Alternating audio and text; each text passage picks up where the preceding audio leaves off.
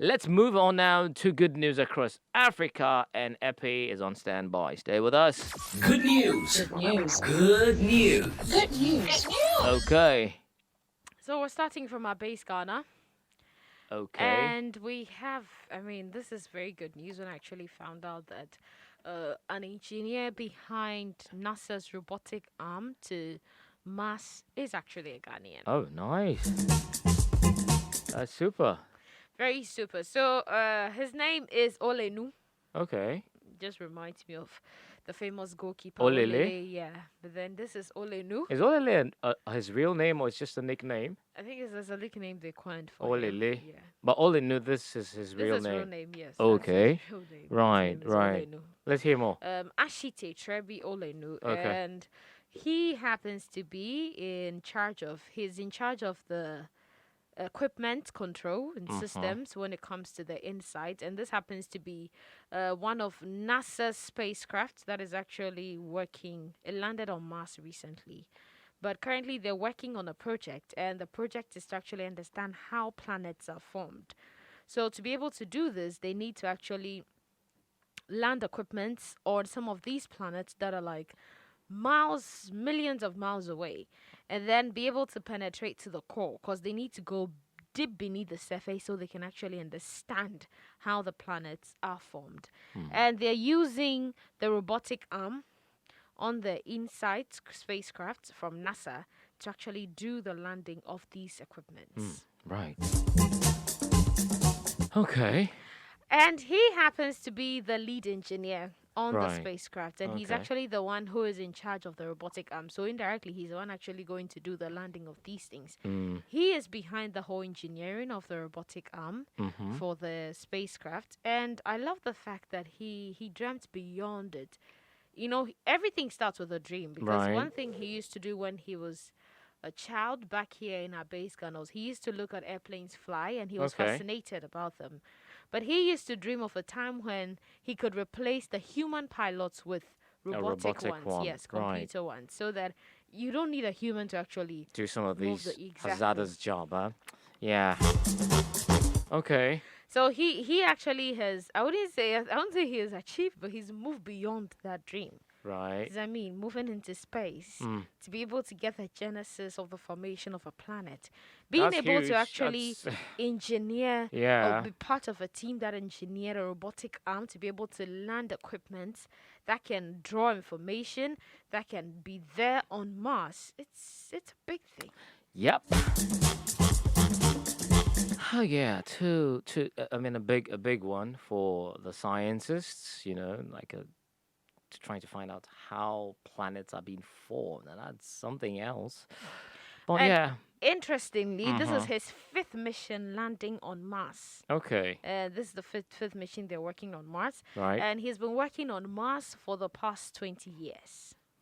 Wow. He's been working on Mars. Yeah, projects for Mars. They keep moving there. Okay. Yeah. Okay.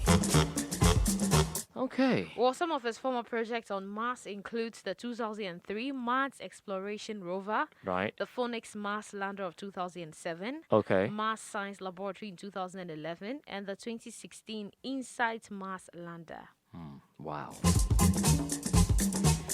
I mean, you can't have and be doing all this great thing and say nobody would notice. He's actually been noticed. He's been awarded a couple of times, even by NASA, for exceptional engineering achievements, and it's a wonderful thing that he's got going on. for him. Right. I think this is more of like, how should I even say, a sequel to yesterday's conversation about scientists and Yeah, their contribution. yeah, I mean, global yeah, Africans, and Yeah. such an amazing and work of brilliance, he's putting out there. He was born in Ghana. Yes, he's Wow. a Ghanaian. And back here in Ghana, one thing he's doing to inspire the young generations of scientists Yeah. is that he actually is helping through the Ghana Robotic Academy Foundation, Yeah. and was founded in 1991. It basically encourages school children to engage in applied science Right. by running hands-on robotic workshops. Was that the one you spoke to the last time? Was that No, the same one? No, it's a different one. from this one. Okay. But with the same vision, yeah? Just to Basically, yes. encourage the young ones. Okay. So congratulations. Mm-hmm. It's good work he's got going. We hope if anybody's listening out there and you feel that, oh, I think I want to do this, but I feel it's out of reach or something. Or you should know that you could actually achieve it. You just have to put your Yeah, mind yeah, to yeah. And the it. good thing is, these people are not. I mean, it's not that you cannot access them. When you try reaching out, you could get a tip or two. And possibly maybe get yourself something that would help. More like a workshop or tip generally, and where you can get started. Right, if you're interested in this particular field. Okay, very good to go. Where are we? Well, moving on, we're going to look at Senegal. And one thing Senegal is doing is they've actually begun their COVID-19 vaccination Okay, with doses from China's Sinopharm. right. Mm-hmm. So this began yesterday, Okay. Tuesday, yes. And they actually have started with 200,000 doses of the vaccine, which they actually bought from China. 200,000 doses. Yeah, that's a lot. Really? Yeah. 200,000 doses. Okay. So they have government ministers, health workers at the health ministry in Dakar. They were the first in line to take the jab. Oh, yeah, obviously. I believe the popular or the citizens would want them to do, because that's the same conversation we're having here in Albania, right? Yeah. People are having, take some it. actually are having issues of trust. Take it before I take it. Exactly. Take it on Yeah. air. Let us see you taking it. Let's see that nobody's passing out. Yeah. Then we can all come and take it. Wow. But I think it's a good thing. Yeah. And yes, it's a great thing that they actually have started doing. I'm happy that they're concerned about ensuring that their health workers are treated, ensuring that the people in places of power are also treated, so that, let's not forget, these are the people that are making decisions, and more like, if Senegal is a ship, they're the ones in charge. They're the captain. Oh, They're yeah, steering yeah. the ship right now. Yeah. So we need to make sure the captains are okay and they're fine. Uh-huh. And yes, that's one thing they're also doing. Now, one thing too, according to their health minister, is that they're expecting 1.3 million doses by early March. 3 million doses Yeah. by early March. Oh, okay. Because I was surprised. I mean, country of over 16 million, maybe in 200,000 doses. Maybe just for the beginnings, to see how it would go. Then they can, order for more. But okay, that's good Now to hear. they're also trying to get the Russia Sputnik, Sputnik V? Sputnik V vaccine. So it's Okay. something they're looking to also acquire. Variety is the spice of life. I just don't know if variety is something you want to try when it comes to health, but I believe they should do the first one, see how the people react to the Sinopharm, and then before they actually plan on going for another type of the vaccine.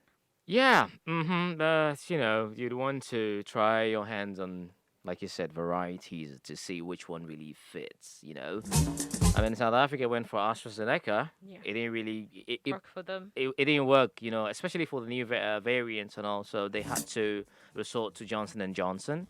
One shot, and we've not seen anything. We've not had any development so far from that space. So we're still hoping to hear some good news from that angle. But good for Senegal, and let's see how it goes.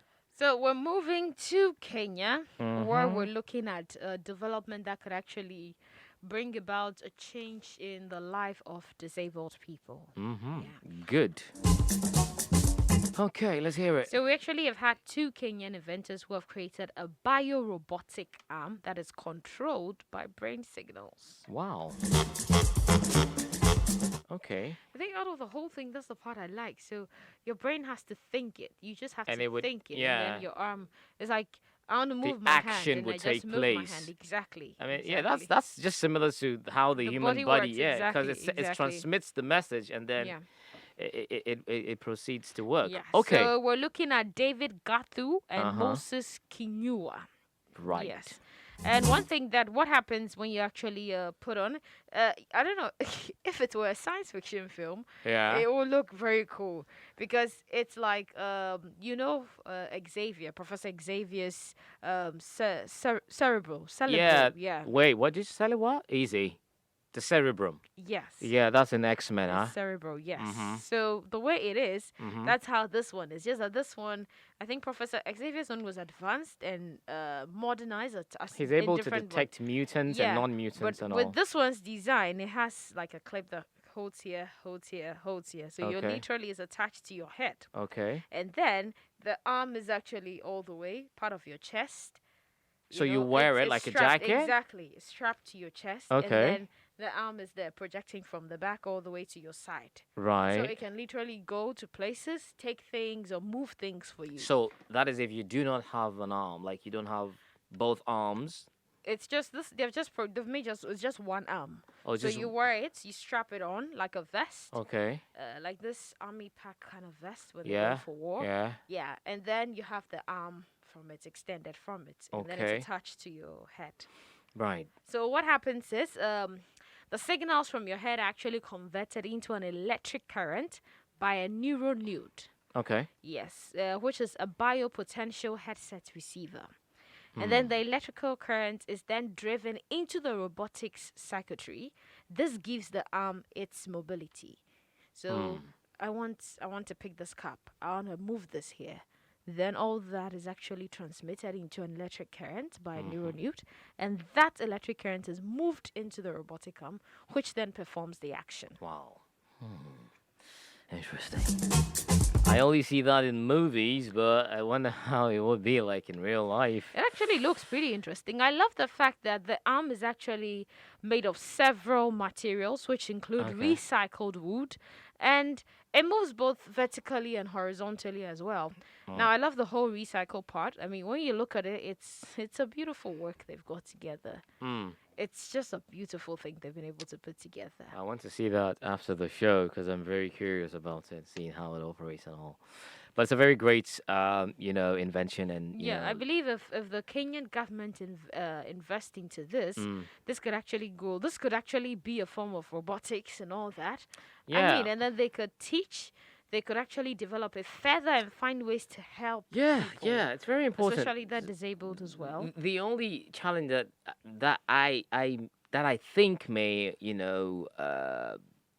maybe hinder most people from acquiring this particular thing is cost.